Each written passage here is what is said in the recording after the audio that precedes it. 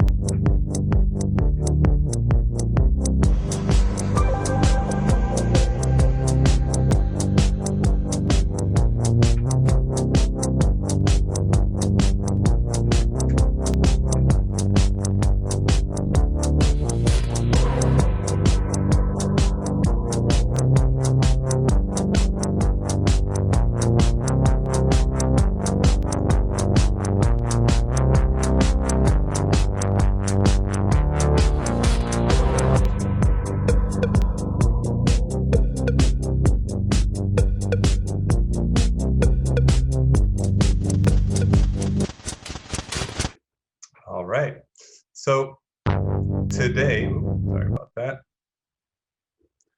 Little glitches, they never happen.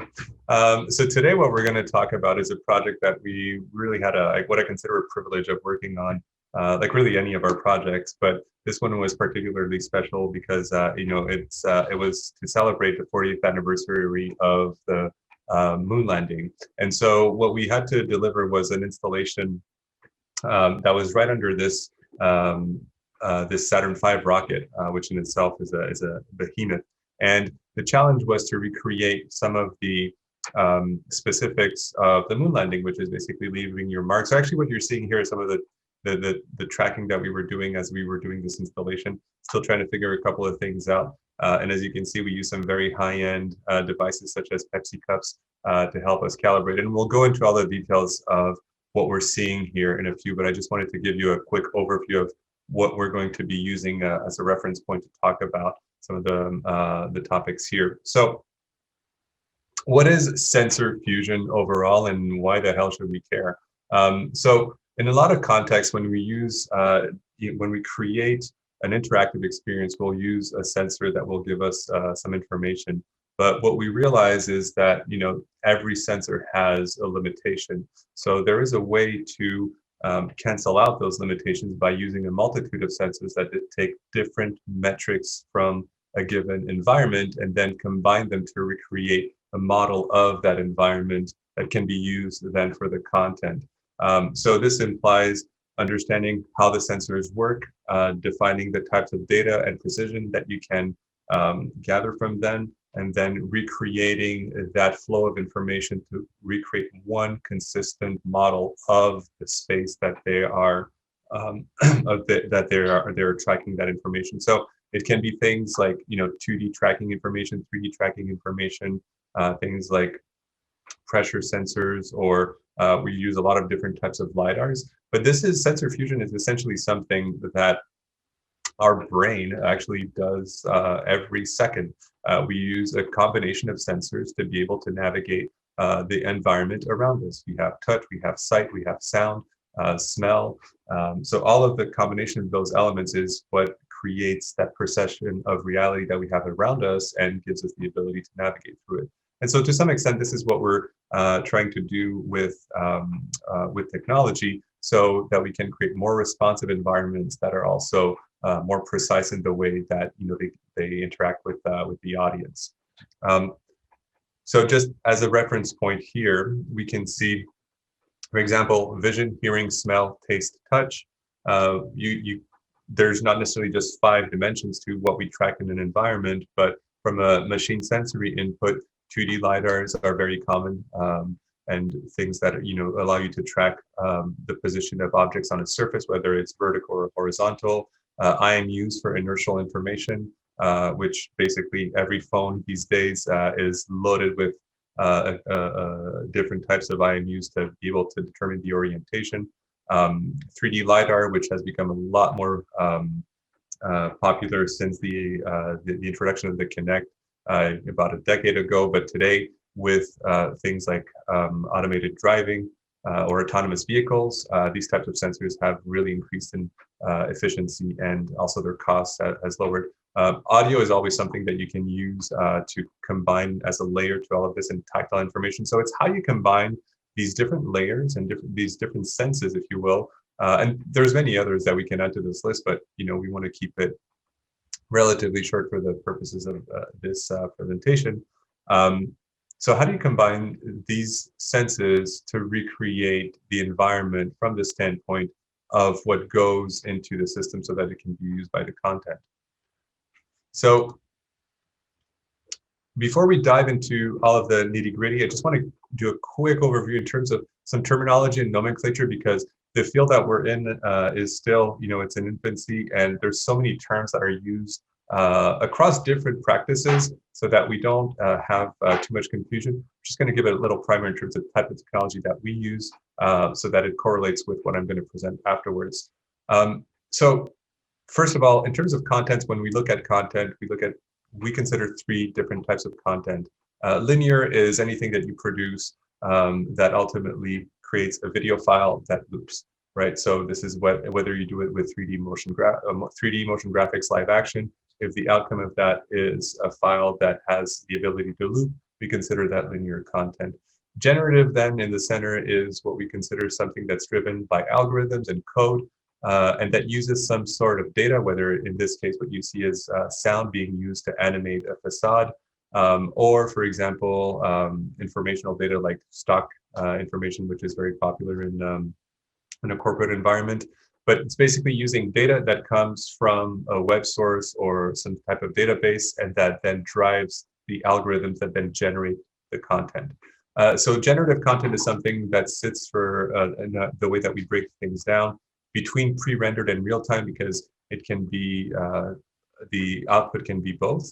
And then we have interactive. So interactive content is something that is driven by a human, and that is always rendered in real time, because you need to have that feedback loop. So this creates this framework where we look at the intention of content, the type of content, the technique, and then the medium. So for the project that we're looking at today to talk about sensor fusion, we're really looking at an ambient content that is an interactive type of content, and that is created through a real-time technique. And in this case, the medium is, I'm not going to consider using 2 projectors that are blended together mapping, but it's a projection medium. So then this is how we can assemble and break down different types of contents, but always starting with the intent. What's the purpose? Because this is what relates to the audience and the message. So for example, if we create something that has a more narrative line where there's a story to be told, it could be a narrative content piece that is created using data, so that would make it generative.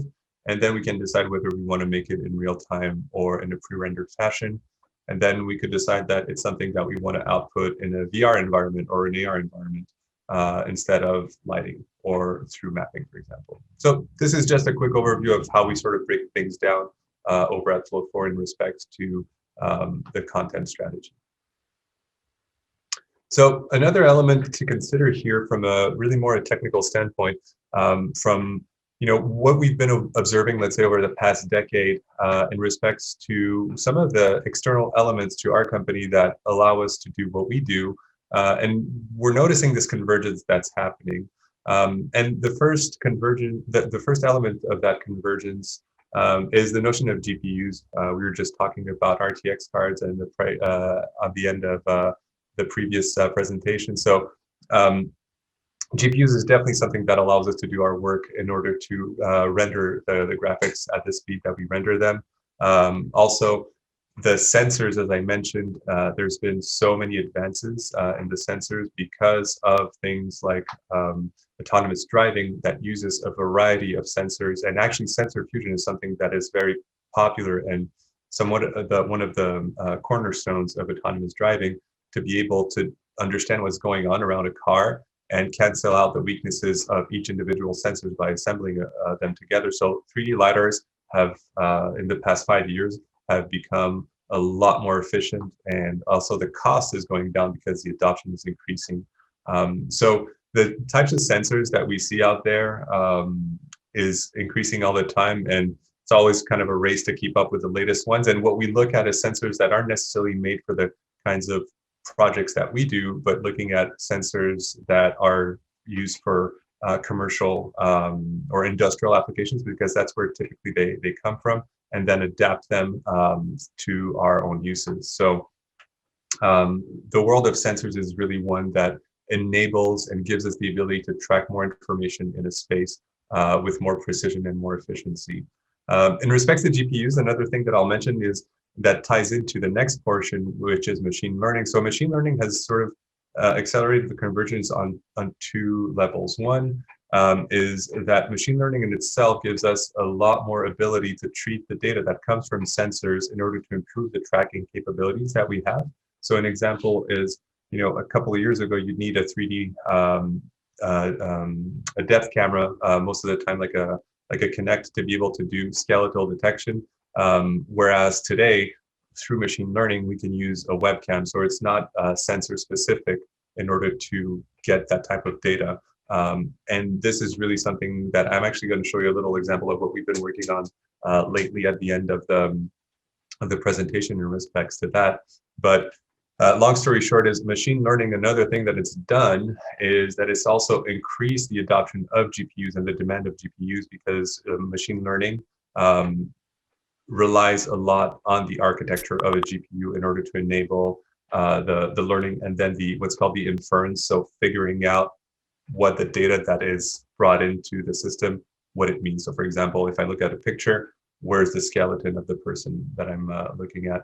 So what that gives us as an ability is most of the projects that we do, the hardware is on premise, but in the future, for some installations, and I would say more in the fixed installation world rather than anything that's live or touring, we'll have the ability to offset some of the rendering to the cloud, because a lot of the architecture that's in the cloud today and for the foreseeable future is using a lot more GPU technology. So you find GPUs in servers that are in the cloud because they've been used a lot to create machine learning, but we can then use those for graphics applications as well. Then display technologies, really I think that the picture that we have here sort of tells the bottom line of where display technology is going, in the sense that it's no longer something that lives in a screen that needs to hang somewhere. It's really a material and almost like in this case, like cloth-like. So it doesn't have a specific shape, size, and I think in the world of staging, this has been a fact for quite a while. But it's something that's being embraced more and more in the world of fixed installations, where we're really starting to see people embrace the fact that you can create a floor, a ceiling, a wall, or columns based on digital media. So it's not, again, something that just sits on a wall and you just figure out, where do I hang this? You think of it in terms of, what shape do I want to give this material? So those four elements together are, let's say, the pillars of what we feel gives us the capabilities and the possibilities, and they all sort of influence each other and drive each other. So tools of the trade, I'm going to go through these fairly quickly, but from the left, where we come from is really in terms of coding. Our background is in video games, so going low level with C and C++, but this is not for every application, and today what we see is the adoption of game engines that's become a lot more predominant. But I won't spend too much time on this, so we can really dive into the projects that we were looking at. So sensor fusion for this specific project. How did we do it, and what was the bottom line of it? So the main challenge that we had really is to reproduce people walking on the moon. One of the challenges was that we were using projection. So the other one is that we really couldn't install any type of frame around the area. And ultimately, it came down to a very simple problem, is what direction are the footsteps in, right?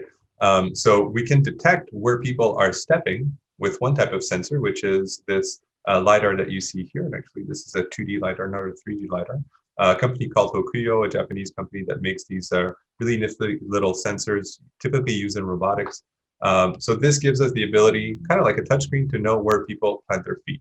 What it doesn't tell us is the direction in which those feet are pointing. So what we then used is we have this another type of device from Hitachi, which is essentially a depth of field, not a depth of field, sorry, a time of flight camera that allows us to understand which way the person is pointing through machine learning. And by combining those two things and overlaying the data that comes from those two, we can then determine which way an individual is pointing, and therefore the footsteps that are associated to them, to know in which direction to point them. So this is what is ingested by a 4K, 4-carat Real Motion Gold Series server. Real Motion is a sister company of Float4, so it's technology that we developed within Float4 over the years, and then spun off into another company that really makes products that are geared towards audiovisual installations that are real-time driven. So this is, and I'll show you a bit of the behind the scenes on that end as well, but using that data and overlapping it in order to get one picture of the environment. Once that happens, we output that to the projection, and then we get the result that we see on the bottom there. Another little trick was, you want to, these sensors that you see here, and this is the tracking sensor that I was talking about. So we have 3 of them.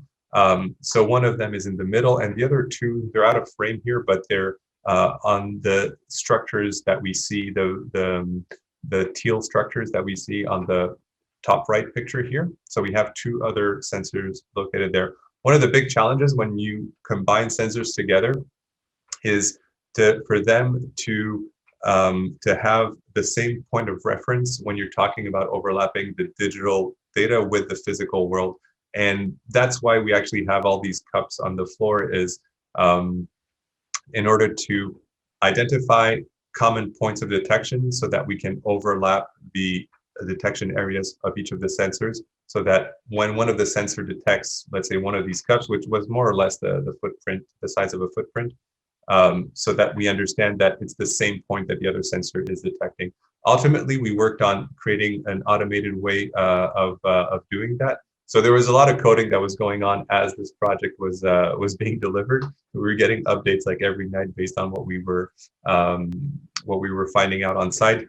One of the challenges was, this kiosk right here that was not in the plans, and that was creating some obstruction, but we managed to get around that problem. So we have essentially 3 of these LiDAR sensors that are covering the floor. And we also use 3 of them in order to account for occlusions, because when you have somebody that could be in the line of sight of one of the LiDARs, you want to have 3 of them, so you always have 2 of them that can see every subject in there.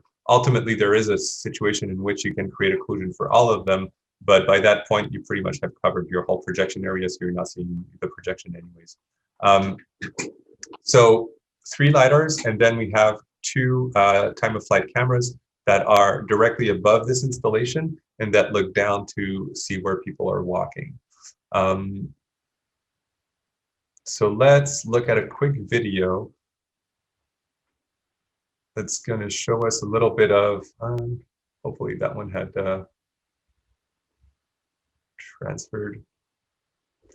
Man, I almost had no technical glitches so far. We tested this all out yesterday, and okay.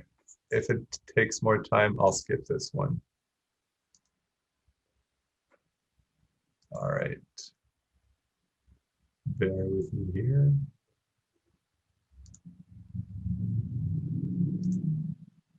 Okay, so these, what we're going to see here are screen grabs of different points of data that we used in the installation, and to show you some of the challenges that you have. So one of the ones that we had with the LiDARs is the LiDAR will create, the 2D LiDAR will create essentially like not a ribbon, but a plane over the floor. That plane doesn't have a consistent thickness because the farther you get away from the LiDAR, the thicker it becomes, the beam spreads, right?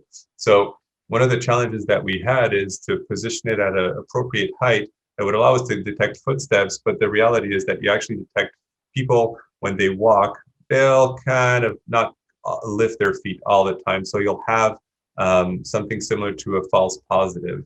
So we really had to add algorithms that would allow us to essentially determine when somebody's foot is actually on the floor and not pick up the portion where you only detect the foot moving forward and still breaking the beam. I gotta check what's going on here because let me just escape here for a second and I'll just restart it. Here, let's try this. So this is what this video will show in a second, hopefully. So that was one of the main challenges that we had there, and writing that filtering algorithm so that we would really focus on understanding when somebody would put their foot down and not picking up those false positives. Right, okay, here we go. Magic. So what you see, all right, foot tracer tests. Come on. Okay. So what you see on the top left here is actually the data that you get looks like that. And you need to take that data and turn it into actual footsteps. So it's filtering out all those false positives so that you can identify the portions where you have an actual footstep. So that's an element that was pretty challenging on that end. So you need to do that for all the lasers and then overlay all that information together to say, okay, this is the footstep, the same footstep that for subject number one, the footstep that was identified for subject number one on laser one is the same one on laser 2 and 3. So there's a lot of data tracking that needs to be done from that standpoint. Another element here, and I'll go 2 slides back.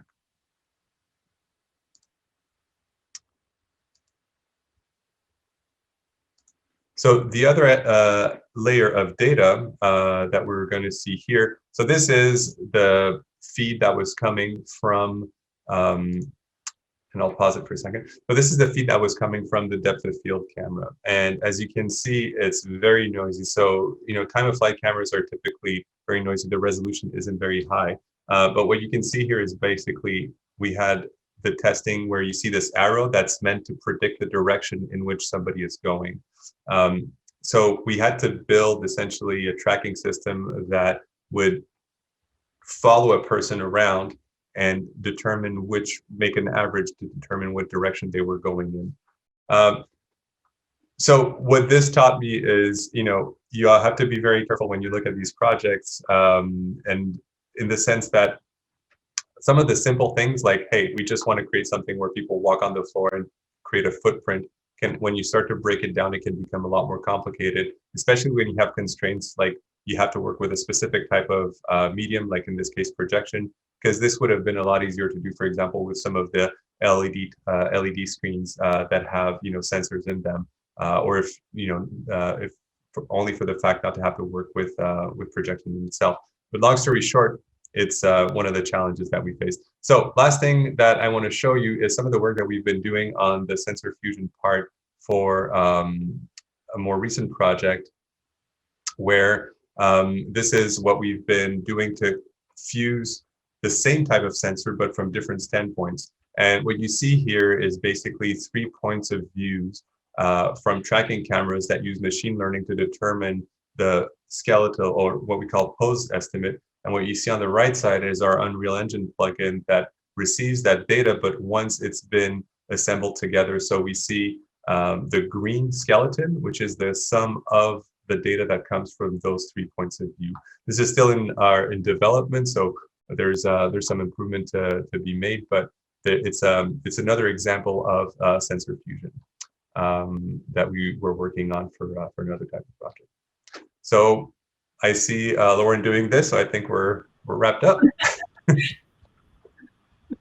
Thank you. You have some incredible material to share with us. I wish we could give you more time, but this is great to see, like, all this detail and the little things that when you're in an interactive environment like this, like just the foot direction is such a critical thing to, if it breaks, you're broken out of the experience. So knowing how these things work and the complexity of understanding them is really fascinating. So thank you for sharing. Pleasure. Alex, how many people at a time were in the space? That's a good question, because in the end, when we left, the exhibit wasn't open yet. But we always looked at having a number of people that would be no more than 10 in that specific space.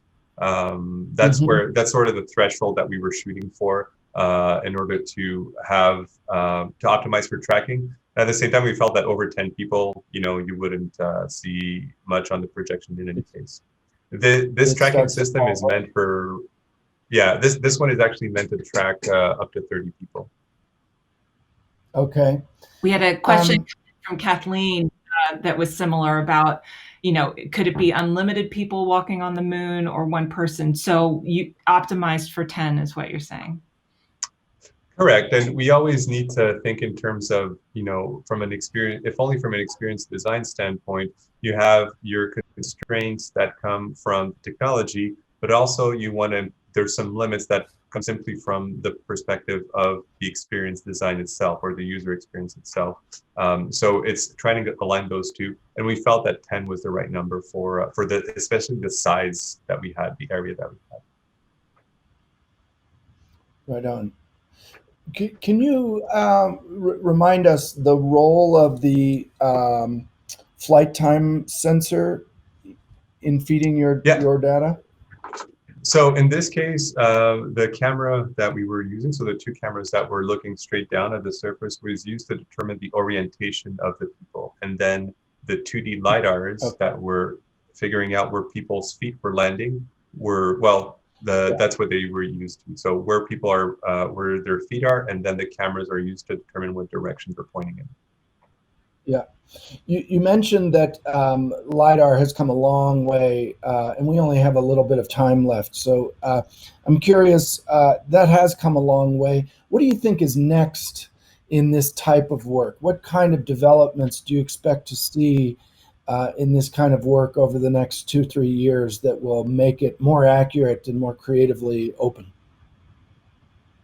I think it's really the combination of machine learning and the variety of sensors that we can combine to feed data to the machine learning algorithms to create tools that are faster and more responsive. So I think it's the quality and the speed of tracking that is going to increase.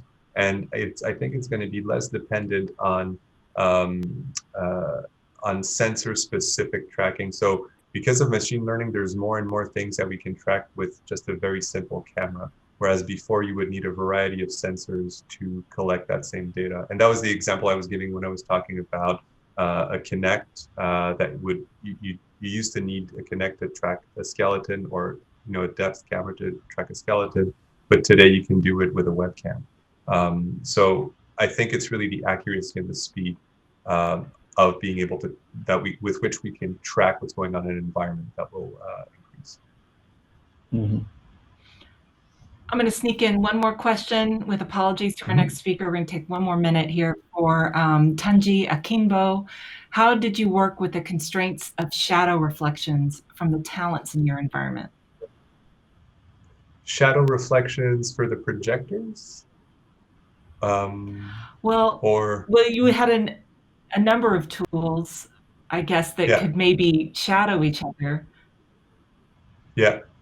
Well, that's when, and I'm speculating a little bit on what I understand from the question, so forgive me if I'm off track on that one. But one of the things that will happen inevitably at some point is that you lose a subject that you're tracking, but that subject is still in the space. And you need to have algorithms that allow you to pick up where you left off. And that's a balance between what that creates in terms of what you need to pick between is precision versus responsiveness. Those are typically two things that fight against each other. The more precise you want something to be, the less responsive it's going to be. So it was finding that balance between the two algorithms that perform those two functions, but that are at the expense of each other. Does that make sense? I think that's a great, yeah, no, that makes total sense. And it's a fascinating thing because I think as our technologies improve, that distance between having to pick between those two elements will get smaller, and we'll get, so yes, I love that answer, even if it's, only partially related to the question. I think it's a good one. But feel free to reach out to me if you have other questions, feel free to reach out to me, and I'll be happy to nerd out and give you some more insight. Excellent. Well, if you're in our Discord chat, or you can spend some time with us at Hopin in our social hour, I'm sure you'll get a lot more questions from our attendees. So thank you, Alex, for being with us today. Very nice, Alex. Thanks.